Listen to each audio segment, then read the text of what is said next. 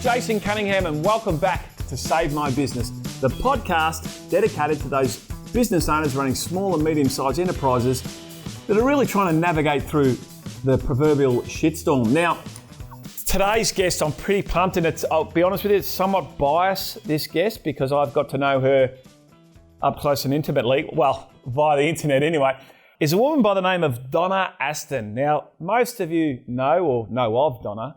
She's a bit of a rock star in the fitness, nutrition and health industry. But I'm here to tell you that this woman has changed my life. And the reason for that is that I did her recent program a few weeks back and I managed to not only lose 10 kilos or 10.1 kilo, let me tell you, because every last gram counts, in 28 days. But I also managed to stop snoring, which is quite interesting. Got rid of my gut issues, irritable bowel, and become an all-round better bloke. So pretty pumped to have Donna on our podcast. And Donna's going to share with us some insights, not only in the way she runs her business and what she's done with her business, but also the importance of staying healthy, having mental health at its optimum level, and really leading your business and leading your charge. Donna Aston, welcome on board. Thank you for having me. Donna, I hope my intro wasn't too long, because normally my intro is really about me. No, I'm not joking. But look, to be honest, Donna, I'm really excited to have you here. You have not only changed my life, but you've changed my family's life, because I no longer snore because I'm a man of few talents, Donna, if I can share this with you. But one of the talents that I do have is I could snore at what they say epic levels. Epic. Yeah, so much so that I have to sleep in not only a completely different room, but actually in the doghouse, and my family still hears me, but my snoring has stopped. My wife, Angela, did the program with me and she's pretty pumped. She did send me a text earlier saying, can you ask Donna when I can eat chocolate again? But Donna, the program that you've got, I joined it because I heard it on Triple M, and I did hear that of the Triple M listeners, there was a collective 2 ton lost in that program. 2 ton in 28 days. Yeah, it's pretty awesome. And so, but Donna, there's a lot more to you than meets the eye. And I really do want to share with our listeners some of the secrets or your thought process, because it's different than a lot of things that I've done, yet, and I don't mean to be disrespectful, a lot of it is common sense. But with common sense, obviously it's not that common. And so I want to get to that shortly, but I want to talk about you as the entrepreneur and the business owner. Do you want to share with us how you first got into this industry? I was really overweight. So I grew up as a pretty skinny teenager. And once I reached 16, I stopped growing taller and started growing out. And so by the time I was in my early 20s, I was sort of around 85 kilos. And tried every diet, tried every gym, had the attention span of a goldfish trying to do that, lasted no time at all. And then I had a friend sort of introduce me to a fairly hardcore gym out in Dandenong, like a full-on all guys pumping iron gym, and I was the only female in there with my friend. And they weren't interested in me, they were more interested in looking at themselves in the mirror. So I found it wasn't quite as intimidating as I first thought. And all the guys in there were great. They were happy to help me if I was struggling. They realised I was trying. And after a few months, I started to change my body and realised this was a bit of a challenge. I could probably change my body into whatever I wanted to. So how long ago was this, Donna? Ooh, I was only in my early 20s. So a long time ago. Yeah, right. Because if I think back to when I first started going to gym, so I'm 47, I probably started when I was 17, 18 years old. And back in those days, girls did Reebok pump or step Reebok pump, and all the boys lifted weights. And a gym I went to out in Airport West was called Victory Gym, and it was pretty much a tin shed with just a lot of iron. And yeah, you didn't see too many girls there. So I'm tipping you would have stood out like a sore thumb. Yeah. Well, there was no sort of, pre-workout Lycra and lattes at this gym. It was just, you pumped iron or you left. Yeah. And that was it. And but the guys were great. They were, really helped me. And I ended up over a 2-year period going from 85 kilos and about 40% body fat down to, I think I ended up at around 8% body fat and 50 kilos. Oh, wow. So massive, massive change. Yeah. And that led to everyone in the gym wanting to know my secret. Yeah. And what was your secret? My secret was eating really good food, being super disciplined and exercising. Yeah. Not that anybody wanted to hear that. So I'm tipping everyone just wanted the magic formula. The magic formula. Yeah. If I had a magic pill in my back pocket, they would have paid anything for it. Yeah, absolutely. So your business, I guess, grew from your transformation that you did on yourself. Yeah. And then, so how did you start getting into personal training and helping people? Well, I think that happened organically because Yeah. people were literally, coming up to me in the gym and begging me to train them. It hadn't even crossed my mind up until that point. So I started helping some people and then decided I should go and get qualified in it because I quite enjoyed it. Yeah. And so that became my business. I was just basically running personal training clients inside a gym. Yeah, right. Okay. And how long did that last before your next big foray? That was probably 6 years or so I was doing that. I moved around to a few different gyms in different areas, and then I had a phone call out of the blue from a woman who was originally from Sydney, who was living in Geneva, and she wanted me to fly to Geneva to train her for the Nice Marathon. So I did. Yeah. She sent me over business class tickets and a huge amount of money that I asked for that I thought I'd never get, and off I went. Yeah, so I right. ended up living overseas for 10 years. I ended up marrying someone over there and I travelled around and lived overseas for a good 10 years. And while you're overseas, what did you do? Did you train? Did you work out? Did you set up a business? What did you do over there? Because we moved around quite a lot, I basically wrote books. So I'd always wanted to write books and that was my opportunity. So I just needed a laptop and it didn't really matter where I was. So 6 books later, I was quite busy while I was away. Yeah, no doubt. And then you come back to Australia? Came back to Australia. My then husband walked in the door from a flight that he got off just after me, a week after me, put his bags down and said, "I'm not happy, I'm leaving," and walked out, and I never saw him again. And on the way out the door, he took out $1 million mortgage on our house. Oh my God, that was really nice of him. That was lovely. How long ago was that, Donna? That was almost 20 years ago now. So tell me this, how does a person bounce back from that? Well, I mean, look, obviously I was in a bit of shock at the time. Shock? Wasn't something I was really expecting. But I just decided I only have so much energy in my body and I needed to rebuild my life. I hadn't lived in Australia for nearly 10 years. And while I'd been publishing books, I didn't have a client base. So I went out that week and rented a little studio in Toorak Village, and my clients started finding out that I was back, and it was like the Pied Piper. They all sort of started coming back, which was lovely. Yeah. But I could have spent a lot of time chasing him legally, but I just thought I need to pour my energy into something positive. I couldn't have that negativity around me for that period of time. So I just thought any energy I've got has to go into something positive. Can I just touch on that a little bit? Because I don't want to gloss over that point, right? For most of us, the person that we're married in love with, blindside, out of the blue, says, "I'm leaving, and by the way, I'm going to whack you $1 million in the hole." And you bounce out a week later and set up I don't understand. How do you get the... Survival mode, I think. I didn't even, it was probably 12 months later I came up for air because I was literally, head down, bum up, working 24/7. And I just decided I needed to do whatever I needed to do to get it going. So I don't think I realised the trauma of it probably until about 12 months later. Yeah. While that was happening, I was actually writing my 4th book at the time, and it was called Losing It, and that was my little joke to myself. It was about him. Everyone thought it was about losing weight, but in fact it was probably me losing it more than anything. Yeah, right. I mean, that's an interesting point. I have heard an audiobook I was listening to, and I for the life of me, I can't think of the author, but it's How to Stop Worrying and Get Happy. And one of the points is just get yourself busy. And it sounds to me that that's what you did. I mean, I've met people whose wife have left them, or the husband's cheated on them and stuff like that, and they're still clinging on to that. But it sounds like to me that you just didn't have time to cling on to that. I've become really good at letting things go. If I can't fix it and I can't change it, I'm very good at genuinely letting it go. I've had to teach myself to do that over the years. Yeah. But I do it with most things now. Right, okay. So I'm just scared about this relationship. Okay, so he runs off, puts you $1 million in the hole, which was a nice little parting gift, if you might. Charming. And you rent a little studio in Turek Village, and you build up your empire, and you become known as the personal trainer to the stars and that sort of stuff. How was that for you? And was it as successful from the outside, from the inside, as it was from the outside? If you know what I'm trying to say.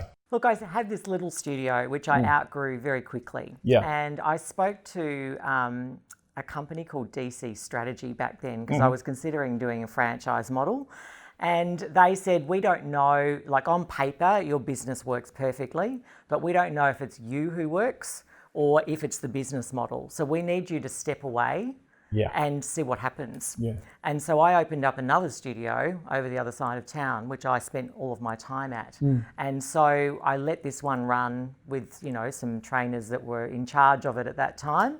And after 12 months, it was still growing. So they decided it was actually the business that was working and the model as opposed to just me. Right. I didn't even know half the clients in there by the time that it happened. So that was good.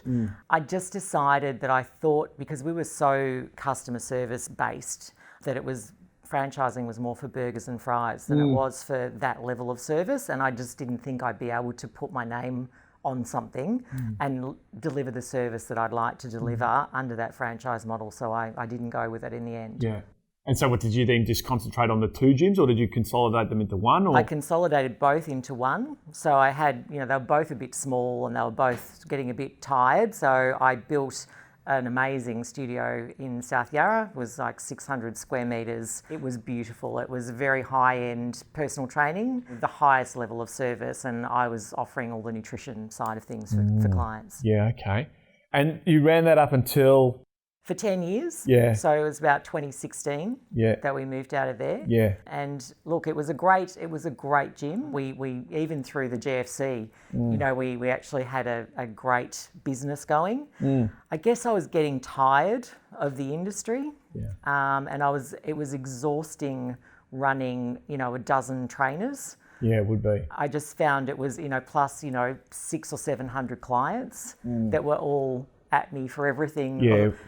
And look, I was just tired, and my focus and my passion was in the nutrition side of things.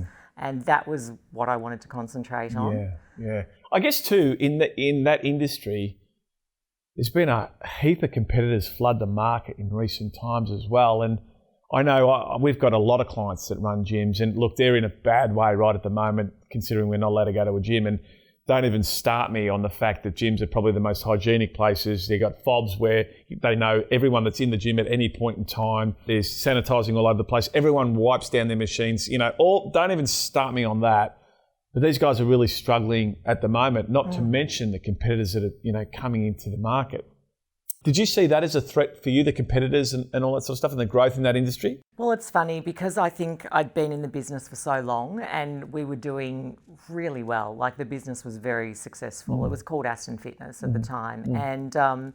And because we were so big, we were very different to anything else. I used to fly to LA at least once a year. I had a trainer friend over there who used to drive me around to all the latest of whatever was happening in the industry. And I'd go and experience it and visit it. And I was always looking for something better than what I had. And I'd 9 out of 10 times leave LA thinking mine's better than anything that's there. Awesome. Which I was really excited about. And if there was anything I could grab and replicate, I did. I like it how you refer to the fact that your holiday to LA was a work deduction. Don't pull the wool. I'm an accountant by trade. Remember that, And I had a travel diary and all this sort of. I'm taking the P155. Hey, so one of the beautiful things about your business where it is right now, and Aston RX, which is the program that I joined, is that. I feel guilty saying this, but you were sort of set up for something like COVID, weren't you really? I mean, because people can't go into the gyms and they wanted something, and we all wanted something that we could get access to, where we got access to, probably Australia's leading trainer and nutritionist, which is, I think, is really important. And they do say, the gym is maybe 20% and what you put in your body maybe 80% or a variation thereof. How has your business been impacted since COVID and lockdown and all that sort of stuff has taken place? Well, the gym that I had set up after Aston Fitness, which was a different model and a smaller studio, I ended up closing it. We only had a year left on the lease of where we were, and I was just no longer enjoying the business, and I was splitting myself between Aston RX Online and that, and it was sort of stopping me from growing Aston RX or putting my focus into it as I wanted to. So I was kind of relieved to let it go. So I did that in March. Can I talk like an accountant for a really quick second? Sorry, and I know I just interrupted you. Yeah. So you, at this stage when Aston RX was potentially in its infancy, was it profitable then? The Aston RX Online program? Yeah, back then. It always was. It always was. Okay. So, but the gym was obviously profitable. Yeah.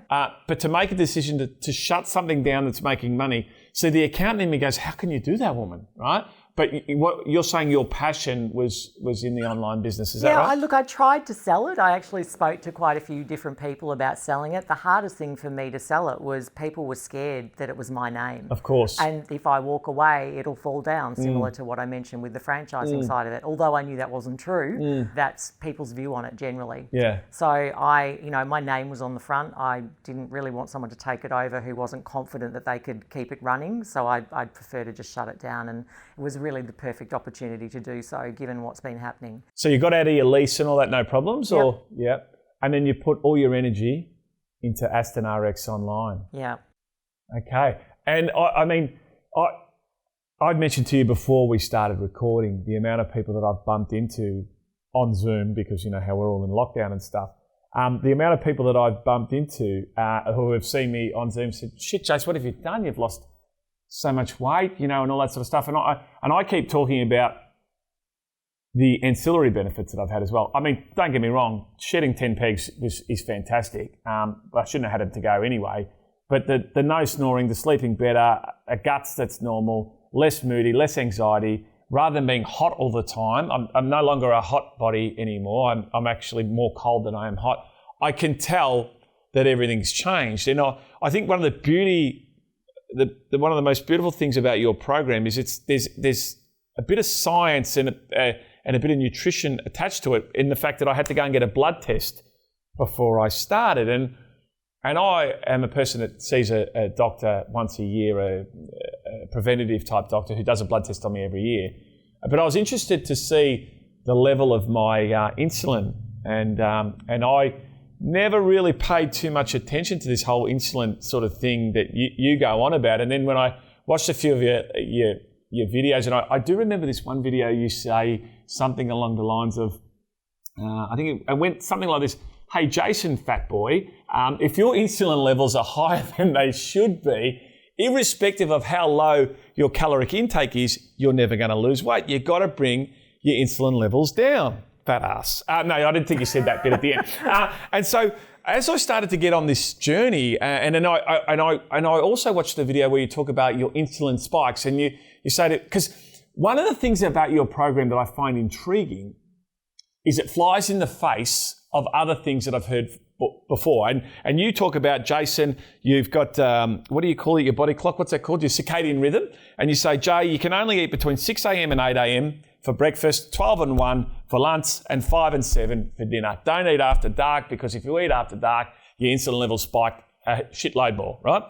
And that sort of flies in the face of, we're grazers, snack a little bit every day. And your video says you just want to have that one insulin spike, then it goes down, and then choose into your fat reserves or whatever, and then you go again and go again. And I could feel my body changing as I was doing this program. But the biggest thing for me was, after 3 days on the program, I didn't snore that night. And my wife thought I was dead, and potentially, she had the pillow over my head though, right? She was like, no, but she was poking me. But yeah, so I just think that, so can you share with me and the people that listen to this podcast just some of those key topics around insulin, eating between those windows, and then that, week 2 and week 3, which we won't share too much about that, but it's the whole intermittent fasting and all that sort of stuff. Can you share with us just this overview of how the program works? Look, I've been researching nutrition for 30 years now. And when I wrote my first book back in 1999, It's a long time ago. it was a long time ago, I was telling people that it's okay to put fat in your diet as long as it's unprocessed, healthy fats, and that sugar was bad. And I was the crazy woman who's going to kill everyone and give them a heart attack because sugar's fine and fat, you can never have any of it. And that was the thinking behind all the dietitians and everyone back then. And now, 20 years later, they kind of agree with me. Yeah, funny that. And I think you'll probably find the same thing in 10 or 20 years' time. They'll probably agree with me with this one. So basically, as your insulin is high, it's impossible for your body to dip into your reserved fuel, which is your body fat. So imagine if your car has two petrol tanks. It has the main tank, which is your glucose, that's what we eat. And we've all got a reserve tank sitting in the boot, and that's our body fat. So you're never going to need the reserve tank unless your main tank runs out. That makes sense. And so first thing we do is run down the main tank, and your body is desperate to stop at the petrol station and refill it because that's what it always does, but we don't let you. And so eventually you'll dip over into the reserve tank. So the main tank is like throwing kindling on the fire. It flares up, it dies down, and you've got to quickly throw some more on, otherwise it dies out. Whereas body fat is like a log on the fire. It burns really slow and really steady for a long time. So you feel calm. You don't have any ups and downs through the day with your energy. And most people feel completely different once they're burning fat and they're not hungry. And so then that changes their behaviour around food because they're no longer grabbing for food because their blood sugar's low or their insulin's high. If they're hungry, and if they're not, they're not. It's funny, we have commentary in our house, and our 3 kids obviously watched us go through this program, and I will say I've never eaten more eggs before in my life, but there's talk about don't have an insulin spike, all this sort of conversation that we have in our house. But I think the other benefits, and as a business owner, as an entrepreneur, as a leader, as a parent, we've got a lot of stress going on in our world. And I know myself, when I am feeling better about my body and better about my appearance, my mental health is in a better state. I find that I have more clarity in the 6 inches between my ears. And I find that I make better decisions. And as I said right at the outset, this is a biased podcast for me because you actually changed my life. And I am a better person to be around, and I make better decisions. And for most of us, and I've said this earlier on other podcasts, for most of us, we don't really like change. Okay? And when I talk about with business owners or investors about making money and transforming your business, I have this correlation between health and fitness and staying in shape. And most of us might put on a kilo every year. We get to a point we go, this is just too much. I need to make a change.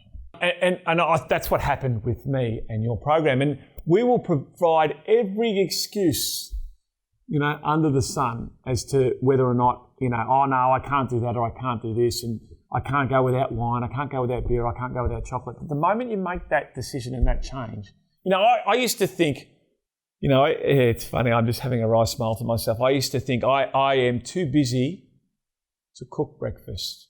I'm too busy to make my own lunch, and I'm too busy to cook dinner. And so I'd have a shake in the morning, right, full of sugar and God only knows what.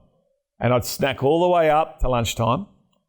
And then, I'd have some lunch, and then I'd hold on as much as I could, and then I'd eat twice as much as I should for dinner. Now, with my rational brain, I think to myself, who do you think you are that you're too busy not to fuel yourself correctly? I mean, I know it's stupid, but the crap you put in your mouth ends up in your gut, and that is actually what keeps you alive or, brings you closer to that date of expiration. And I don't know. For you got to that point when you're in that gym lifting bricks and whatever with all those meatheads or, strong guys or whatever. And then slowly but surely your body changed. Was that accidental? Was it just watching what they were doing? Or how did you get to that point where you were that disciplined on your exercise but also your nutrition? I for the first time, started to enjoy the feeling of feeling strong and being quite good at something. Yeah. People don't like something they're not good at. And so I found I was actually really strong, and I was actually really good at this strength training thing. And as a result, I felt good, like I felt better. And I think it was the fact that I was actually doing something with a purpose and creating positive change. That's what sort of fueled my motivation and then I just started to challenge myself, which I've kind of always done. So just on that point, Donna, getting to know you, first I got to know you through the forum.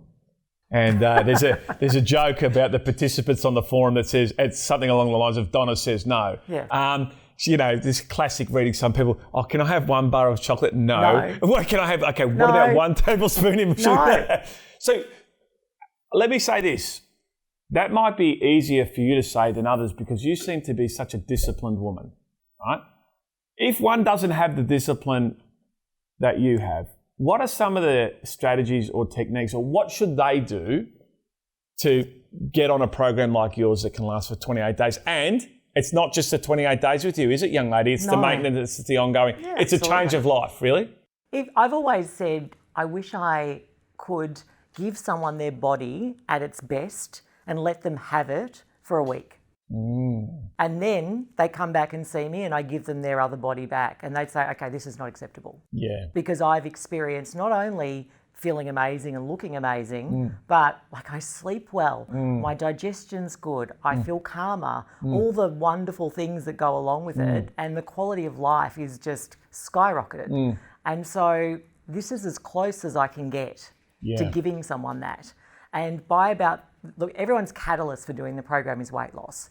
That's not why I created the program. I created the program to change the way your metabolism works and to correct a lot of dysfunction that happens through your gut and your metabolism. Once I've managed to do that with you, then the lovely bonus of that is you happen to lose weight really quickly if you need to.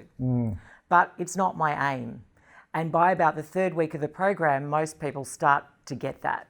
They'll be saying to me, yeah, I've lost weight, but guess what? I don't have reflux anymore and I'm not bloated anymore and I sleep like a baby and I wake up before my alarm, and all these things that they had taken and accepted as normal, they don't have to put up with anymore. Yeah, well, I definitely found that out myself. So we asked a few of our regular listeners some questions that they might want to ask you, and I hope you're okay with that. Sure. So let me have a look at here. I've got a few questions here. One of them is, do you ever have a cheat day and do you ever sneak in a little bit of sugar or anything like that? I don't. And the main reason, it's not because I really want to and I can't, or I'm so disciplined. I might as well have a bottle of vodka. Yeah, okay. It makes me feel so bad. I'll get a headache. I feel sick. I'm exhausted. I don't have time to feel like that, and I don't want to. Yeah. So it sort of doesn't even cross my mind. Yeah, okay. Do you drink alcohol? Yeah, I do. Yeah, I love some red wine. Yeah, I consider 2 bottles in your bag. So let me ask you this question, right? I've got another question here. It says, how sustainable is this program? Will I do it for 28 days and then just fall off the wagon? No, look, there's a huge amount of education through the 28 days. I've never intended people to be strict for any longer than the 28 days. I need that time to retrain your body to start using that reserve tank of fuel and to really burn fat efficiently. Once you've done that, then there's a maintenance program which starts to reintroduce all your regular foods. Of course, there's still some non-negotiables like the timing of your meals and no snacking and just curbing those foods that are going to be higher in sugars and things like that. My last question, because I want to get back to business, because I'm loath for this to be, an ad for your program, and I just need to be clear, it's not. I reached out to you 6 or 7 times, and you said, Jason, would you please piss off your stalker? No, I reached out to because I reached out to you because I just think it's awesome, right? And I think as business owners and entrepreneurs and parents, as I mentioned earlier, I think to be at your best, you've got to be in the best shape, mentally and physically and emotionally, and this is one of the things that you helped me with. But someone asked me to ask you, and I'm not going to mention David Schwartz's name at all, but he was on the podcast last week. He's in week 2 or week 3 now, and he's flying along. And if I know the Ox, I know he would have reached out to you a couple of times. He doesn't mind ringing people. Do you lose muscle when you go into this starvation mode or ketosis mode or anything like that? Do you lose muscle? Look, it's a really common misconception. We've evolved through feast and famine. So humans are not supposed to eat constantly. There would be a meal from a hunting and gathering expedition, and then you'd eat that, and there might be a couple of days you go by with nothing. Yeah. So the only reason humans even store body fat is as a reserve fuel when there is a famine. But at the moment, there's no famine, there's only feast. Most people only have, snacking and feasting. And so by fasting, your body can tap into that. And what actually happens physiologically when you fast is you get a huge burst of growth hormone, which helps to propel you to go out and hunt and gather. You get adrenaline, you get all of these hormones, you feel very alert. If you eat a big meal, you feel like you want to go to sleep. Yeah. Whereas if you're hungry, you actually are quite alert. I have a surgeon who recently did the program, and he said he does a 10-hour surgery now with such mental clarity that he's never been able to do before with no food because he's so used to fasting. Yeah. So your body's not stupid enough to dip in and start using valuable muscle when it has plenty of body fat. And we all have a couple of 100,000 calories plus in that reserve tank. Even you? Just waiting. Yeah, everybody. Yeah, right. And so you're never going to run out of fuel. Okay. All right. So I want to get back on a business if I can, and maybe I might put you on the spot towards the end of the podcast, and if you don't mind. Your business now is an amazing online business where you've built a community, you sell a program, you also sell supplements, you've got a maintenance program, and everybody feels part of this community. It reminds me in a similar way when I used to be on SEN, which is a small boutique sports radio station, but you either listened to or you didn't, and you felt part of the community, right? And you've been building that for a long time. There are a lot of business owners right now that are very well aware that business has changed forever, okay? What are some of the tips you could give these business owners? What are some of the things that they could do to move more into that online space and into that online platform that can protect them from the downsides of having a bricks and mortar retail type business? I think it's really important to acknowledge at the moment that things may never be normal as we knew again. And I think that what this has taught us is that these things can happen. If I had have told you about this 12 months ago, you would have said, that could never happen. I would have said the same. Yeah. But it has. Yeah. And so I think we need to, have as much diversity in our business model as we possibly can to adapt to these things. I was very lucky that I'd spent a couple of years already building a platform from the ground up. So I had a really good platform to start with. However, I wasn't planning on shutting a gym 12 months earlier than I'd anticipated. And I didn't have fitness on the program. I only had nutrition. Right. So it took me 2.5 weeks working my backside off to film content and develop a whole new section, which was our online fitness. Yeah. And so that's where all of our clients went. And so I had to pivot, as that word is, I had to pivot really fast to accommodate that side of the business. I already had a platform to do that, but there are so many templates out there now for websites. If anybody's thinking about having an online side of things and they think it's all just in the too hard basket, there are so many that are already set up with a shopping cart and everything. You basically throw in a picture, throw in a product, link it up, and off you go. So it's a very simple thing to set up. And then with social media, it's so easy to advertise. So I think everybody has the capability of changing their business in that way. All right, Donna Aston, I'm going to throw something in your face on that, if I can. I'm going to challenge you, right? It's okay for you to go on social media. You're a celebrity. You're on radio, you're on telly. Everyone knows Donna Aston. What about Joe Blow, who does not have that profile? What should that person do? I know I do appreciate and respect, I like the point you said about diversity. It's about spreading the risk and not having all your eggs in one basket. I call it making sure you've got a backup plan because the world does change. We don't know what the next coronavirus is or COVID, but there's always going to be big impacts in our business. So having a backup plan is a great idea. What about the regular Joe running a business and doesn't have the profile that Donna Aston has? I appreciate that there are off-the-shelf websites. What should they be doing to start to build their profile or get the noise out for their product? I think with social media now, it's very it's very easy to become an authority on something if you know what you're talking about. So I think it's about not selling to people on social media, but actually giving them information and you know, giving them something for nothing, which is basically an insight into who you are and what you do. And I think that's a really important part of social media, and that gets shared around. If it's interesting and people know that you know what you're talking about, sometimes it's a bit controversial. It may not, you know, maybe going against the grain, which is usually me in many ways. However, I just think that's what social media is for. I went to a seminar a while ago, and a woman said to me, who was an expert from New York in social media, and she said, if you start selling too much in whether it's Instagram or whatever it is, you know, it's like you're having a conversation with your friends and someone just walks into the middle of that group and starts trying to sell you all something. You'd be like, get lost. Yeah, of course. And it's that same intrusion in people's lives. They don't want that.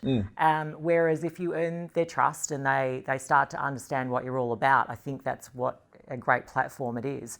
Also, you know, advertising is so inexpensive through social media. So you don't have to just rely on sitting there and getting followers. You know, you can actually advertise for a very reasonable and economical fee to get a lot of people to see what you're doing. So did you do this yourself, or did you get a social media person to help you, or how did you go about doing what you've done?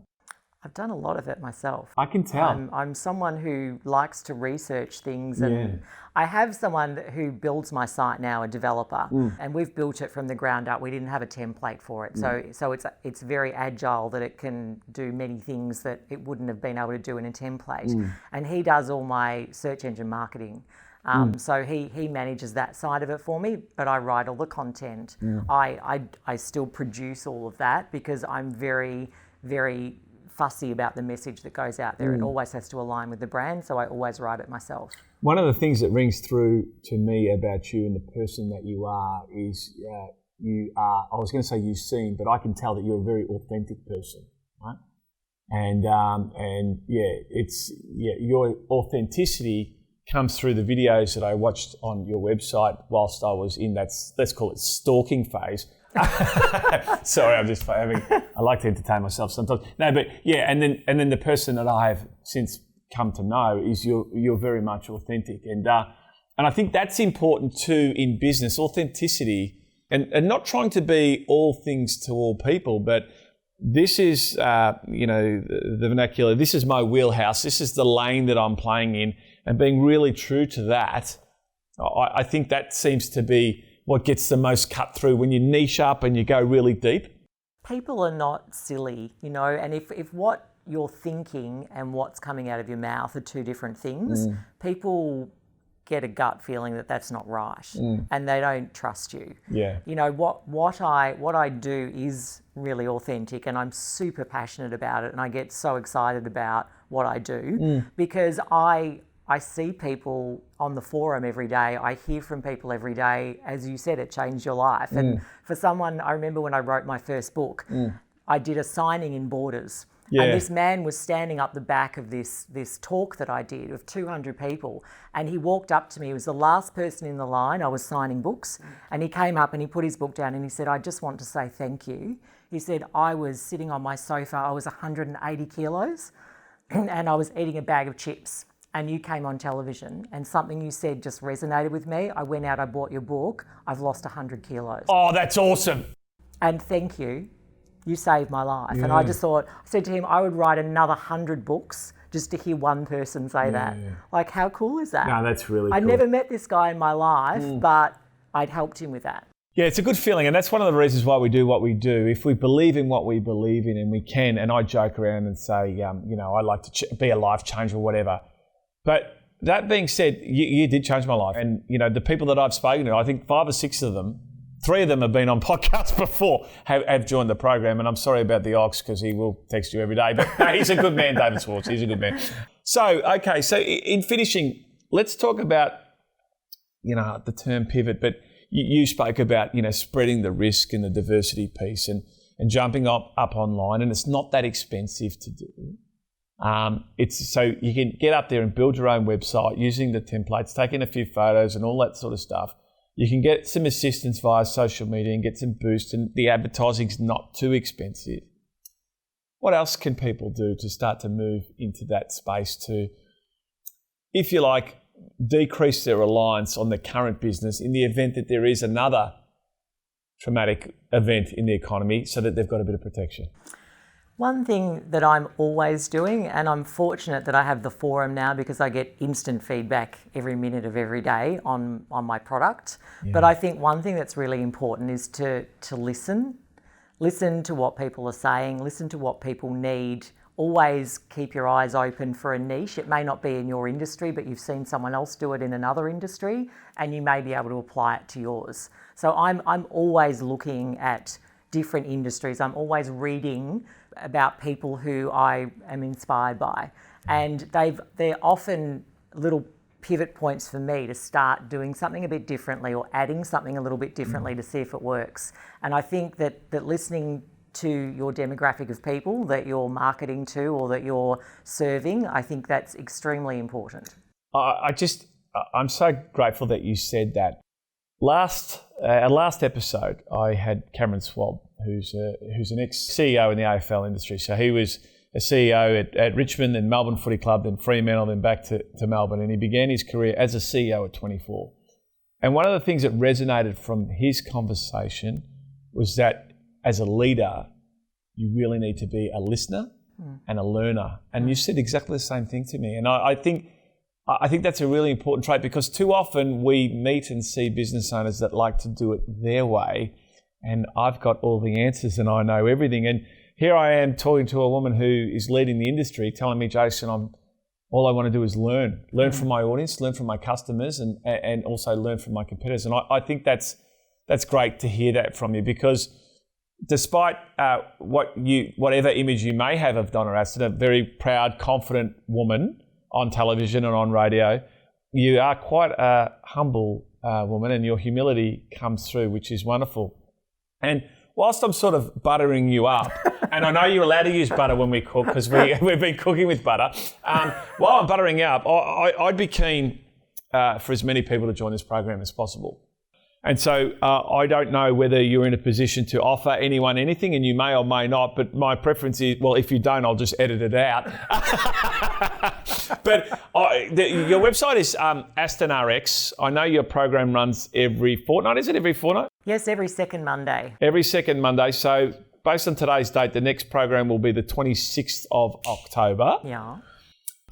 It'd be great. And you don't have to, as I said, because if you don't, I'll just edit it out. But if you could offer something to the listeners of Save My Business, and I'll let you think about it while I tell everyone my experience from not a fitness guru like you. But, you know, when I registered, I heard you on Triple M, and I heard you have a bit of a yarn, and then Eddie jumped on and he spoke about, you know, how well he went on the program. And I think Das and a few of the other guys did the program as well. And so I instantly registered and I went and got my blood test, and I was really excited about that.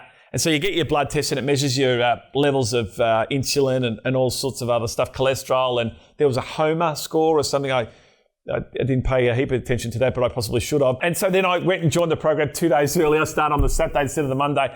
And I was so pumped. And then Ange, my good lady bride, joined the program as well. And yeah, it just changed my life. And so, yeah, if there's something that you can offer. So how do we do? We register Aston RX, is that right? Go to astonrx.com and click join now. You can select your date, and at the payment page, if you put in Aston RX 10, so that's capital letters, Aston RX 10, you can get 10% off.